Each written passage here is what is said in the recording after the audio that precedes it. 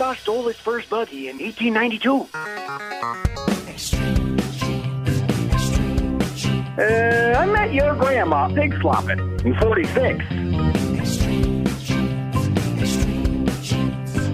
Oh, every Christmas we'd visit my Uncle Fred in prison.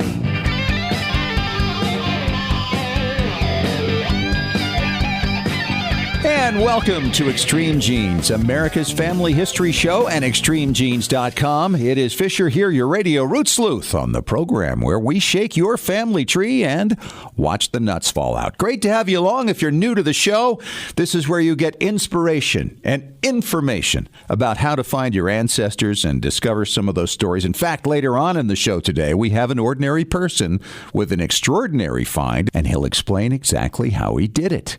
Plus, we're going to talk to Jackie Schalk. She is the director of an organization at Ellis Island that is so long that I can hardly even say it. Nonetheless, she's going to tell you about their database and how you can find out about your immigrant ancestors and what's going on there in New York since their recent gala celebrating the opening of the museum on Liberty Island. It's going to be great fun with Jackie. And then later in the show, we're going to talk to Bernice Bennett. She is a researcher at the National Archives. She's going to answer some of your questions. It's another Ask Us Anything segment on Extreme Genes, America's family history show. Hey, just a reminder, if you haven't signed up yet for our weekly Genie newsletter, now is the time to do it while you're thinking about it. Just go to our website, extremegenes.com, or to our Facebook page, and you can sign up. It's absolutely free. I give you a blog each week, some links to some stories you'll be interested in as a genealogist, and, of course, links to past and present podcasts as well. Right now, it is time to head out to Boston, Massachusetts, and talk to my good friend David Allen Lambert. He is the chief genealogist of the New England Historic Genealogical Society and AmericanAncestors.org. And Dave, we have some news today, family Histoire news. Where do we start? Well, let's go to jolly old England, where they have just celebrated the bicentennial of a former queen, the birthday of Queen Victoria, born May 24th, 1819. And, you know, she still has so much influence on the culture of the world to this day, I'm thinking. First of all, my great-grandmother was named after her, Victoria, who named a daughter Victoria. There was a granddaughter, Victoria, as well. But she, of course, changed the mores of society at the time because there were so many illegitimacies. I mean, here's a woman who was an infant when George III, her grandfather, was alive, who was, involved in the American Revolution. And her great-great-granddaughter is still on the throne longer than Victoria. Yep. And she's almost 100. Yeah, approaching her 100th birthday. It's unbelievable. Well, one of the intakes that a lot of genealogists are taking now, or the outtake, is what are you going to do about your GEDMatch?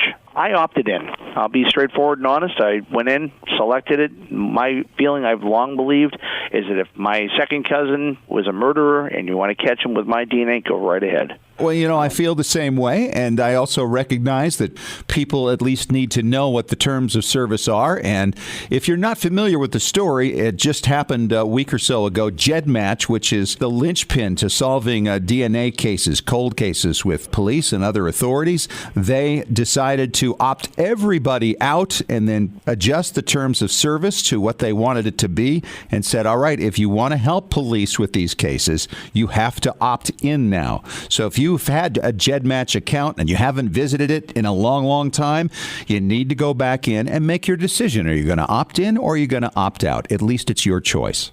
And here's the predicament that I'm facing. Now, all the people that allowed me to take the raw data and put on there, do I contact them and say, listen, you're currently opted out, but do you want to opt in? And how about if some of them are now, in light of all this news, decide that they don't want to be in it at all? Well, am I going to lose all that data? They can certainly back out as far as the police stuff goes and even make the account private. There are lots of settings there now. That's very true. That's very true. So there are lots of options. I don't think you'll lose anybody. I hope not. Well, I love FindAGrave. In fact, I'm actually editing my cemetery book on Massachusetts, doing an ebook version with all the hyperlinks. And then I made a realization. When I looked at FindAGrave.com and I was looking for information on a particular town in Massachusetts, I said, is that what I think it is?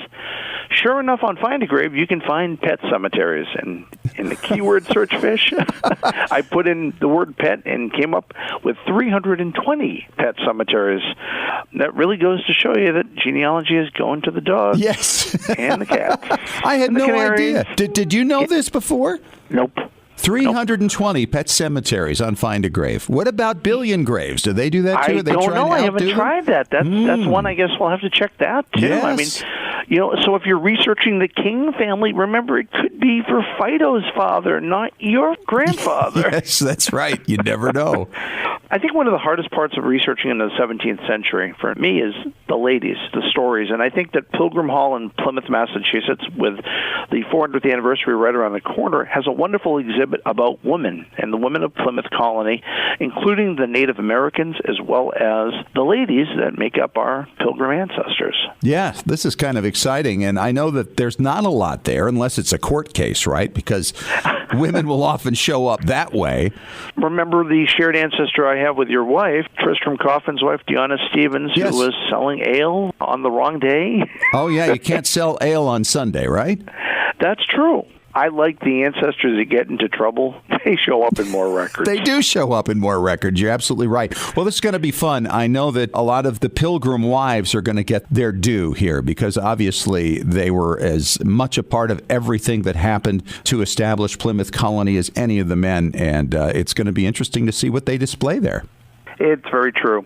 Well, that actually leads me to my blogger spotlight, talking about people that are rabble-rousers. How about the blog of Tenacious Genealogy? Quote, "You can die, but you can't hide."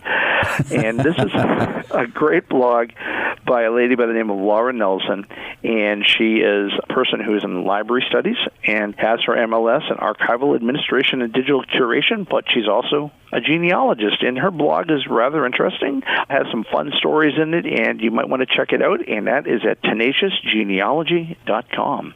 And don't forget, if you have plans for this summer that involve coming up to Boston, why not become a member of American Ancestors before you come to visit? And if you want to save a little money, use the coupon code EXTREME. Save $20 on membership on AmericanAncestors.org. All right. Thanks so much, David. Good stuff. We will talk to you again next week. And coming up next, I'm going to talk to Jackie Schalk. Jackie's going to tell you how you can take advantage of the Ellis Island database to find your missing immigrant ancestors. That's coming up for you in 3 minutes on Extreme Genes, America's Family History Show.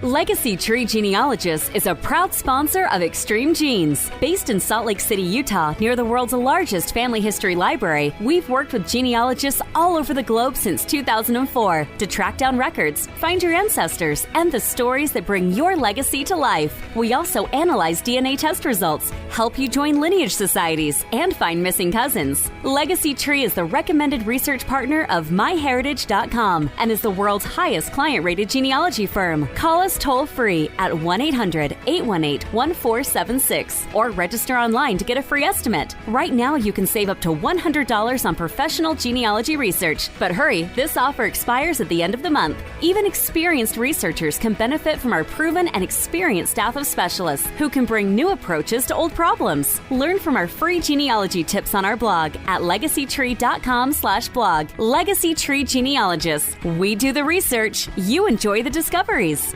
Roots Tech 2019 may be over, but the Family History Fun doesn't have to end. Visit rootstech.org to view recorded content from the event. Rewatch the inspiring keynote addresses from celebrity speakers Patricia Heaton, Saru Briley, and Jake Shimabukuro.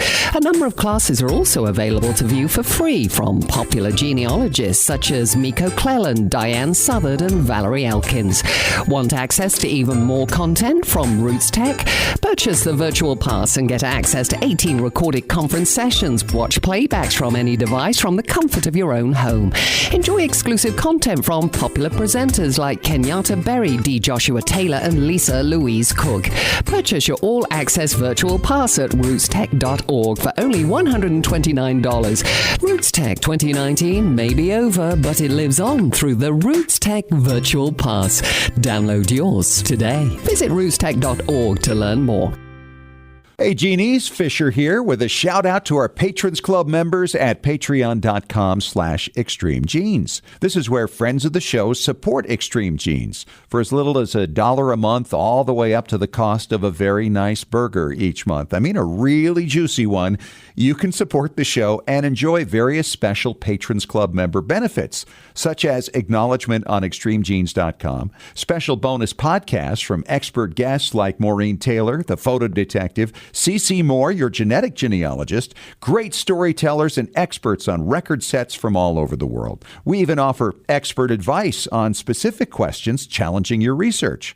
So go to patreon.com/extremegenes and get signed up. We love sharing your genealogical journey with you on our Extreme Genes Patrons Club. After all, what would you rather have? Inspiring and informative content or another greasy burger? The choice is yours. And thanks for supporting Extreme Genes.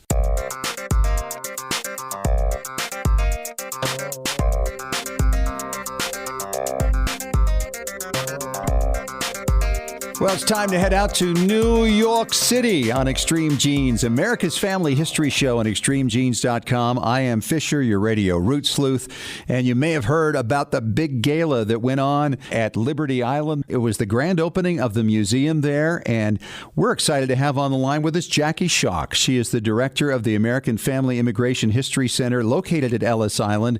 Jackie was part of the gala, and Jackie, this is a big deal because I think there's so much more from Ellis Island that's becoming available for people who are into their family history and certainly know that they have people who came through not only Ellis Island, but Castle Garden and other spots around New York before Ellis Island opened up. Absolutely. And we have records from 1820 to 1957 for the Port of New York. There's a lot of records out there. Well, it's great to have you on the show. This is a very long title here, Director of the American Family Immigration History Center located at Ellis Island. Does that all fit on a business card? No. Especially now that we're the National Museum of Immigration since 2015. So now it's located at the Ellis Island National Museum of Immigration, which is a little bit longer, that title. Wow. You need a two-sided card at least. Well, tell us, this gala recently was a very big deal. Oprah Winfrey was there, and of course, Dr. Henry Louis Gates. Actually, Skip Gates is also a board member of ours. So you named two big celebrities that just happen to support us, the foundation. That's fantastic. Well, I'm just looking at the party that night, and it was black tie. Everybody was dressed to the nines. And, you know, what a big deal, too, when you think about it, to honor all those immigrant ancestors who came through Ellis Island and Castle Garden before that. And what kind of things now can people expect to see in this museum? First of all, where is it located on Liberty Island? So it is on the statue, like at the Statue of Liberty on Liberty Island. It's on the west side of the island. And it's to serve approximately 85% of 4.5 million visitors that are unable to get that full experience of Liberty Island when they come.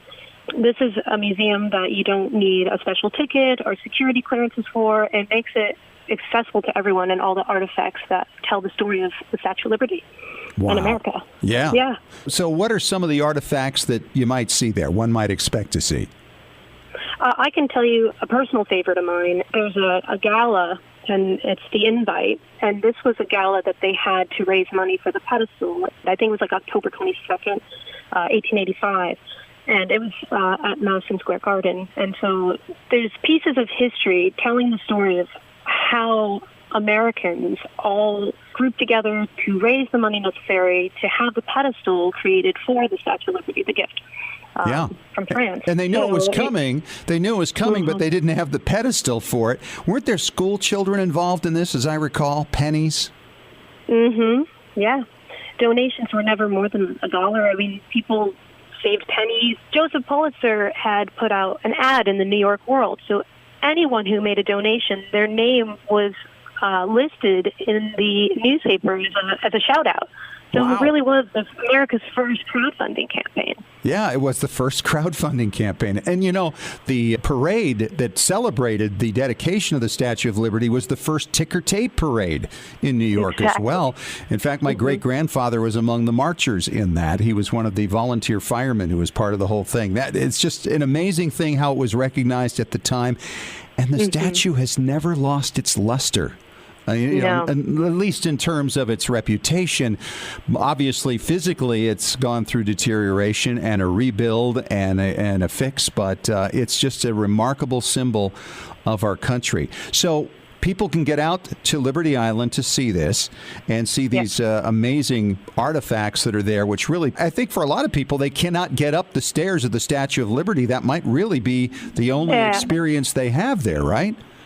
Exactly, but we have an immersive theater, and when you go in, it allows you to feel like you're going to the very top of the statue. So you get to feel as if you are making that climb up to the crown, which is amazing. It is amazing. I've done it before, and I just remember looking out there and thinking, I cannot believe I'm looking out the crown of the Statue of Liberty. You don't get to stay there very long because there's usually a long line of people behind you, but it's quite the time.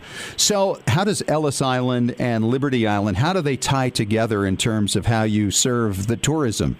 So there are two ways to get to the Statue of Liberty in Ellis Island. One is through New York, and the other is New Jersey, and they take a ferry. And so coming from New York City, you would go from where Castle Garden once was. That's where the tickets are and the security lines, and you'll board a ship there, a ferry, and it takes you to the Statue of Liberty, and another ferry that takes you to Ellis Island. Wow. So you can catch it all in the same day. But it really is a same-day kind of experience, I think, for most people, right? Oh, yes, absolutely. I mean, you do it all in one day, but it's a long day. Oh, yes. This is not the kind of thing you just go, okay, I'm going to go out there and then I'm going to go tour and do Broadway. And I mean, you cannot do it all. To catch it all and to really fully appreciate it, you've really got to do this over the course of one long day, starting early, preferably. Preferably, yes. Preferably. All right. Now, you are the director of the American Family Immigration History Center located at Ellis Island. It's a very long title. and let's talk about that a little bit, because as genealogists, a lot of people, of course, have had their family come through both Castle Garden and Ellis Island. Tell us about your center. Right. So the center is located on the West Wing, first floor. We serve probably somewhere in the ballpark of 55,000 families a year. And that's probably 2 million that visit Ellis annually. And you can come in, sit down, have a session. We have research assistants available at the History Center. So you can go in and sit down with your family, have a research session, and get tips and tricks on how to successfully find your family in our database. Wow. That is a lot of fun. You know, I mean, it's just come such a long way just in the last 20 years for how to research that. And I've seen pictures of people with their ancestral photo of somebody standing inside Ellis Island and the descendant standing in the exact same spot, which just blows my mind. Absolutely. How many people came through Ellis Island? Nearly half of all Americans can trace their family to Ellis Island, but we have 64 million records in our database, but that includes all souls, including those who worked on the ship, etc. Oh, wow. So, that's right, because they would have to come through as well, right? Yes. And we opened the History Center the same day that we launched online. It was April 17th, 2001. We chose the date because it was the one day that we had more people processed than any other day on Ellis Island in its history. 11,747 people. Oh, wow. In one day. Yeah. Was there a place to hold people back if they came across with an illness? I know there was a lot of inspection of people for their general health, a very cursory inspection. Where did they hold these people? There was Islands 2 and 3. We had dormitories. There's the hospital buildings, of course, quarantine. Yeah, there's many, many buildings on Ellis Island, although they're not open to the public. Just the main building is what's really for people to visit. And then they have tours with their hospital tours that are conducted through another nonprofit organization other than the one I work for. I work for the Statue of Liberty Ellis Island Foundation. So you're back and forth on the boat between both islands. Yes. And then our administrative offices, of course, like earlier this morning. Sure. So I've got, for instance, a couple of sets of great-great-grandparents that came through New York. I know they didn't go through anywhere else. They both preceded Ellis Island. They came in the 1830s and 40s, yet I've never found any record of these families anywhere. I'm sure I'm not alone. There must have been others who've run into this many times over. Can you explain why that might be? Yes. First of all, I do explain There is the 80-20 rule, so it is to be expected that some manifests are misindexed. And there are reasons for it. One could just be that it was simply a miss, that we're missing the last name in the database and we need to put it in. It's just a slip. There's also a possibility that we couldn't read the name. Maybe the pages were actually missing. Pieces of the pages were missing so that there is no name any longer in that photograph that was in the microfiche. Then there's also Patrick could be spelled PTK or PAT or just a letter P. So there's different reasons as to why it's missing, but I generally don't believe that there are manifests missing per se. I think they do exist. It's just finding different ways, wildcard searches, etc., to find them. And I actually a suggestion or a tip that I don't think many users know about our website, about the EIDB, the Ellis Island database. So on our website, you have to have a last name, at least 2 letters of the last name to do searches. But there's a way to bypass that. So a lot of families may have the name of the ship and the date that they sailed, but they're not finding successfully the manifest on the database. Mm-hmm. And what you can do is you go into our filters. The field is called a PID or a passenger ID. If you put in a digit like a 0 or a 1 or a 9, it'll allow you to search without a last name. Really? So you can look through just by first names only and maybe by a certain date and really narrow it down, and maybe you'd have several pages to go through and then ultimately find the person you're looking for, hopefully recognizing something that somebody else didn't. Yes, and also if you have the name of the ship, sometimes the name of the ship is actually entered more than once or it's spelled differently. City of Columbia with 2 A's, or maybe it's intentional. Maybe those records actually, they put 2 A's at the end. I don't know. It's just as an example. But, yeah, you can search with the name of the ship, make sure there's not duplicates of a name of the ship, and then a date and no name. And that is one way that you can sometimes find success on our database. She's Jackie Schalk. She's the director of the American Family Immigration History Center located at Ellis Island. Jackie, great tips, great ideas. I know there are going to be a lot of people right now hopping online going, oh, I'm going to try it. Thank you. Thank you so much for your time. Great stuff. Thank you. And on the way next, we're going to talk to an Extreme Genes listener in Little Rock, Arkansas, who has had a family mystery 60 years in duration that has been cracked. You'll hear how. Coming up next in 5 minutes on Extreme Genes, America's Family History Show.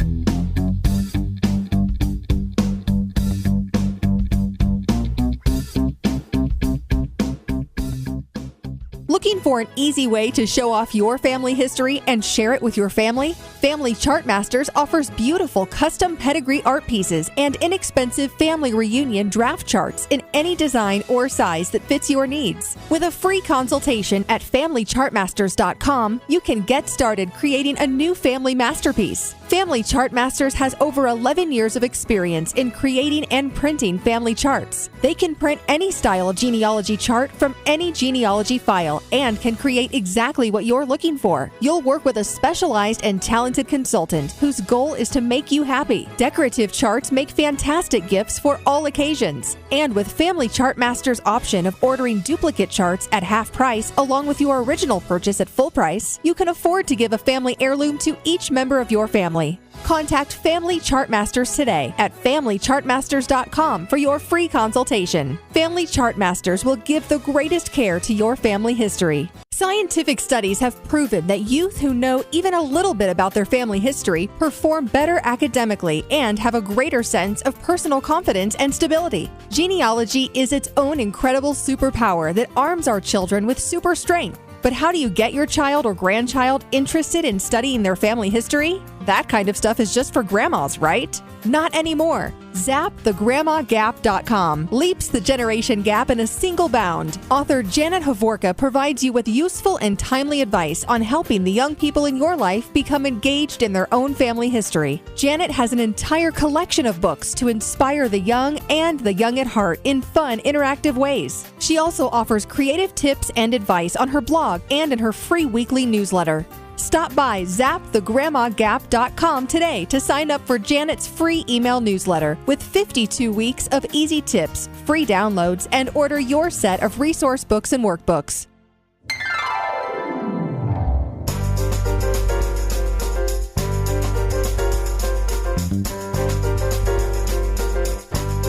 You know, I love sharing with you ordinary people with extraordinary finds and how they found it. Hi, it's Fisher. It's Extreme Genes, America's Family History Show, and extremegenes.com. And very excited to be talking to one of our listeners from Little Rock, Arkansas, where he listens to Extreme Genes on KARN FM 102.9. And Kelsey Dunn is on the line. Kelsey, I'm excited to hear about this story because I know you had a really difficult time figuring out who your grandmother was because of the fact she was from France.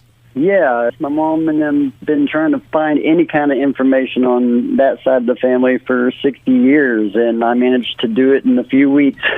Wow. Mostly by luck, I'll say. That's pretty fun. Give us a little background now here. Now, this is your mother's mother. Your mother's mother was from France, but you just didn't know anything beyond that, and nobody else in the family did either. What do you know about your grandmother, or what did you know? Well, all we really knew at first was, obviously, she was born and raised in France and met my grandfather during the war. And he was a soldier. Yes, he was with the U.S. Army.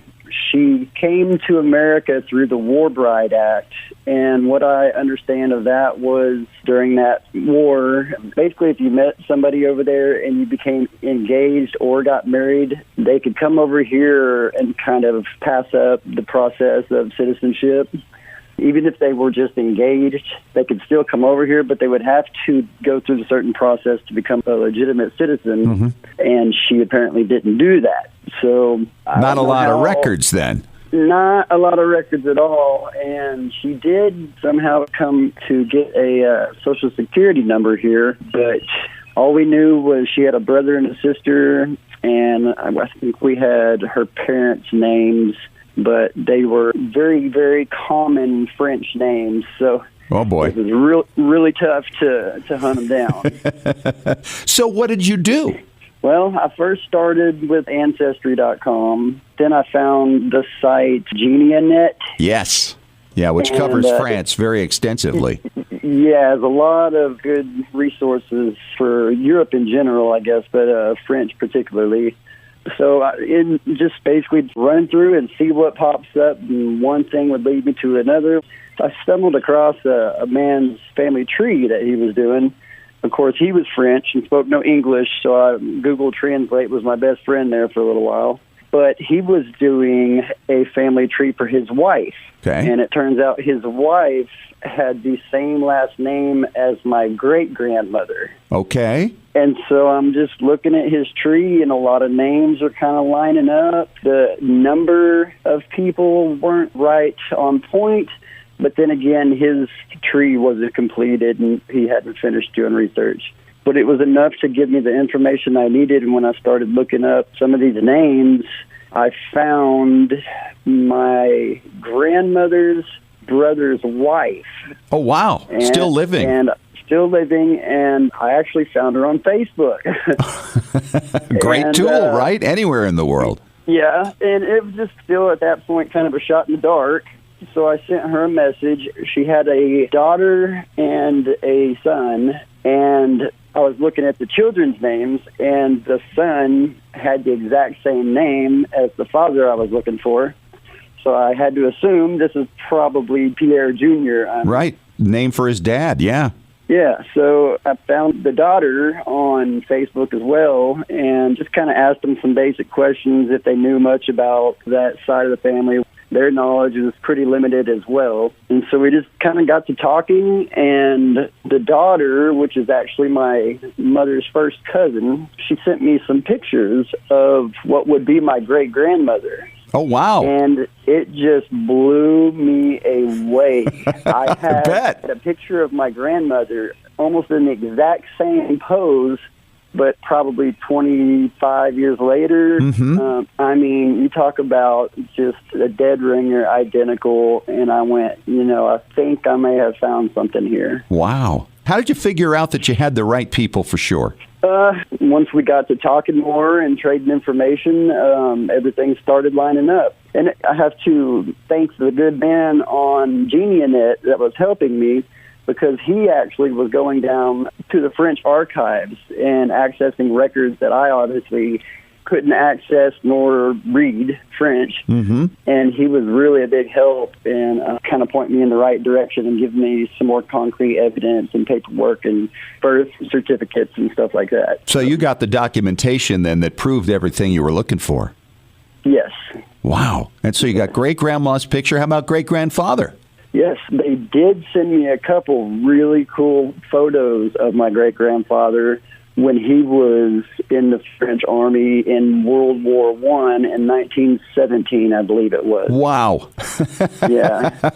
And they even actually sent me a photo of my grandmother when she was 12 years old, and that's kind of when things started to get emotional and kind of set in, because I think my mom and her siblings had never seen a photo of their mother any younger than about the time when they were born. Right. So, yeah. Childhood pictures.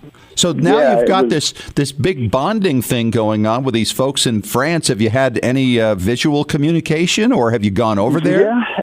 Actually, we did a 4-way video chat through Facebook, and people were kind of getting choked up a little bit. It was funny when I was trying to put 2 and 2 together, and I was asking them, I said, "Are you related to a Georgette Albertine Miller-Ray?" And they said, "Well, Pierre had a sister, but we didn't know much about her. All we knew was her nickname was Zazette Party in the USA." And I went, I said, "Why is that?" They said, "Well, she left at a pretty young age to America, and we just kind of lost touch. No one ever heard from her again or anything." And I went, that's got to be Grandma. Yeah, right? Yeah. Unbelievable. Could they speak any English when you did the video call? Yeah, my mom's first cousin and the daughter of the first cousin both speak pretty good English. I've been working on my French, too. I'm actually teaching myself, so wow. Hopefully I can learn a little bit. But I guess it would be my first cousin once removed. Is that what they would call, I guess? Yeah. I would say third cousin, but I think the technical term is second cousin once removed, I think. Well, anyway. If your mother's first cousin would be your first cousin one generation removed. Okay. The daughter of her. Okay, that's your second cousin. Yeah, she's real close to my age, and she's supposed to be bringing her 2-year-old daughter to come visit in August. So, wow. Really, really excited for that. No kidding. Well, what an incredible journey and, life-changing kind of stuff. How's your family feeling about all this? My mom was the only one that knew I was doing anything, and she wasn't really aware of the amount of information I had gathered. So Christmas Day is when I called my aunts and uncles. One lives in Wisconsin, one's in Seattle, one's in Alaska. So, I got to treat them to the information all separately. But I kind of got the silence, and they were just kind of astonished because they thought they would leave this world not knowing anything about Nani, was what we called my grandmother. I guess they didn't think they would ever find anything out about Nani or that family. So it's been really important for even myself because I've always been really interested in finding our family. Wow. He's Kelsey Dummies from Little Rock, Arkansas, and has had quite the breakthrough getting his family back into France and connecting with relatives. Good job, Kelsey. Thank you. I appreciate you, and your show helped inspire me to do all this, so I appreciate that. Well, I appreciate you sharing the story with everybody because it's great stuff. And coming up next, we're going to talk to Bernice Bennett. She is an expert, of course, at the National Archives in Washington, D.C. It's our Ask Us Anything segment, and you can find out what it takes to do some research in Washington at NARA. Coming up in 3 minutes on Extreme Genes, America's Family History Show.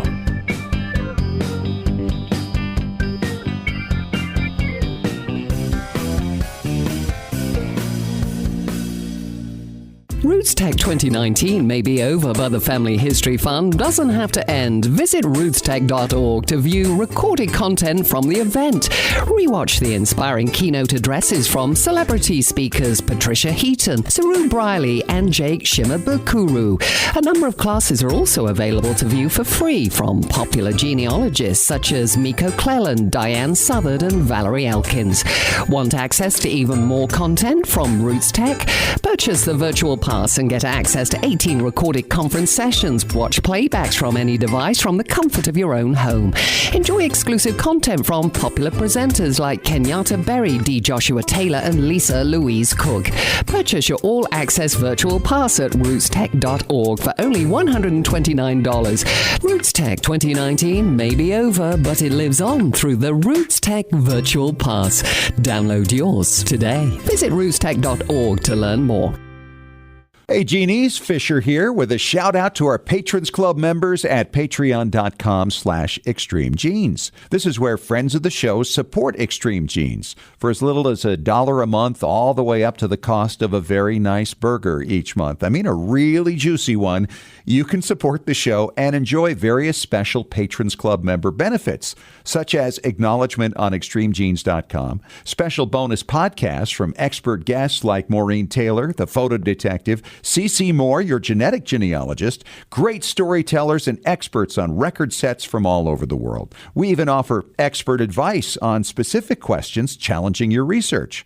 So go to patreon.com/extremegenes and get signed up. We love sharing your genealogical journey with you on our Extreme Genes Patrons Club. After all, what would you rather have? Inspiring and informative content or another greasy burger? The choice is yours. And thanks for supporting Extreme Genes. Legacy Tree Genealogist is a proud sponsor of Extreme Genes. Based in Salt Lake City, Utah, near the world's largest family history library, we've worked with genealogists all over the globe since 2004 to track down records, find your ancestors, and the stories that bring your legacy to life. We also analyze DNA test results, help you join lineage societies, and find missing cousins. Legacy Tree is the recommended research partner of MyHeritage.com and is the world's highest client-rated genealogy firm. Call us toll-free at 1-800-818-1476 or register online to get a free estimate. Right now, you can save up to $100 on professional genealogy research. But hurry, this offer expires at the end of the month. Even experienced researchers can benefit from our proven and experienced staff of specialists who can bring new approaches to old problems. Learn from our free genealogy tips on our blog at legacytree.com/blog. Legacy Tree Genealogists. We do the research. You enjoy the discoveries.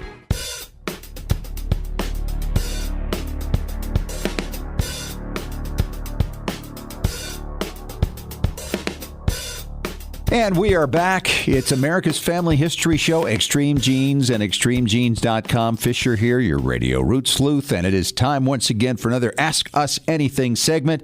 And this is where we answer your questions. And this is a fun one today because my good friend Bernice Bennett, she is the author of Tracing Their Steps, where she goes back and verifies oral history about her own family. She is in the National Archives like every day. So we're going to take all kinds of questions about the National Archives because I'm thinking there are a lot of people who have never been there, myself included. So, Bernice, welcome to Extreme Genes. Great to have you. Thank you so much. Glad to be here. And, you know, I know that you used the National Archives for your book because you were verifying this oral history, and you finally found that one document there. When that moment arrived, did you just jump up and down and scream and make people frightened? No, I cried. Did you? I was so excited because, you know, my grandmother told me that her grandfather owned a lot of land. And so somewhere throughout my research process, I said, perhaps he was a homesteader. And I requested that record at the National Archives. And yes, he was a homesteader. And when they brought this box of records to me, and I started going through all of those records, I could feel my grandmother, my great-grandmother, and my great-great-grandfather, who was born in 1855, standing over my shoulder. Wow. I had chills. I was excited, and I opened it up, and there it was, Peter Clark. He's 38 years old. A citizen of the United States over the age of 21 and from Louisiana. A very exciting moment indeed. Well, and you know, there's so many moments like that waiting for everybody, right? Absolutely. All right, so let's start with this. I mean, the simplest question that anybody could ask, and I'm sure you hear it all the time, what can I find at the National Archives? What I like everyone to understand is that if your ancestors interacted in any way with the federal government, then records concerning that interaction would be at the National Archives. And some of those records are now digitized. I mean, they're on microfilm, but some of their records are original documents that you can request. And when you start opening these records, you realize my ancestor touched this document. Yeah. And so we're talking Civil War pension records. We're talking about Freedmen Bureau, which is on the microfilm. Of course, we're talking about the census records, of which you can get those online, but you also can go to the National Archives and pull out the census if you want to see it. Not only that, but do you know you could get a certified census record? No, really? Yes. Wow, how fun. Which is a nice artifact to leave the National Archives with. A certified document with a ribbon on it and stamp from the National Archives. So this kind of answers another question we got here. Is there material there that is offline that can only be seen at the National Archives? Obviously so. Lots of it. That's right. And as I mentioned, the homestead records, well, those records are not online. Civil War pension records, not all are online. And so those are things you want to request. World War I information, World War II information. She is Bernice Bennett. She is the author of Tracing Their Steps. You can get it on Amazon.com and GenieBRoots.com. We're going to be back with more questions for you about the National Archives. All right, Bernice? Okay. In 3 minutes on Extreme Genes, America's Family History Show.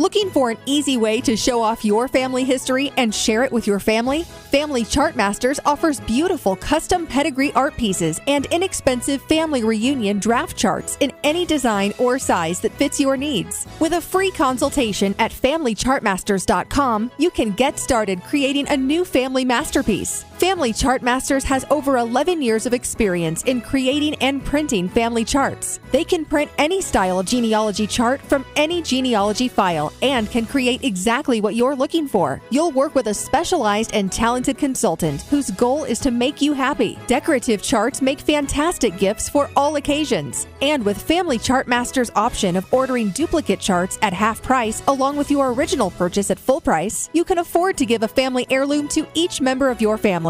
Contact Family Chartmasters today at FamilyChartmasters.com for your free consultation. Family Chartmasters will give the greatest care to your family history. When was the last time you heard your grandmother's voice or saw your family enjoying life back in the 1950s or 60s? If the reason is you haven't known what to do with your old recordings, videos, and films, here's your answer. The Multimedia Center in Salt Lake City. We brought in a video project to the Multimedia Center, and overnight they duplicated it to DVD so we could meet our deadline. The Multimedia Center, 2870 East, 3300 South, Salt Lake City. Open Monday through Friday, 10 to 6. Call 801-483-1717 or go to transferduplication.com. Genies, it's Fisher with exciting news. The Weekly Genie, the official newsletter of Extreme Genes, is here. It's your Monday morning briefing on what's happening in the world of genealogy and family history and on Extreme Genes. Get all the details of jaw-dropping stories of discovery and keep up with the latest techniques in family history research. Get to know more about your favorite Extreme Genes personalities. And it's free. Sign up for the Weekly Genie now at extremegenes.com or the Extreme Genes Facebook page. And when you do, you'll receive David Allen Lambert's top 10 tips for beginning genealogists from the chief genealogist of the New England Historic Genealogical Society. Sign up today for the Weekly Genie.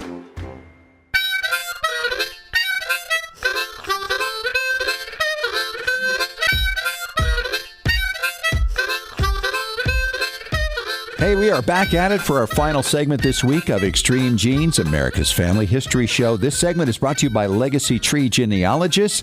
It is Fisher here, your radio root sleuth. We're doing Ask Us Anything with Bernice Bennett.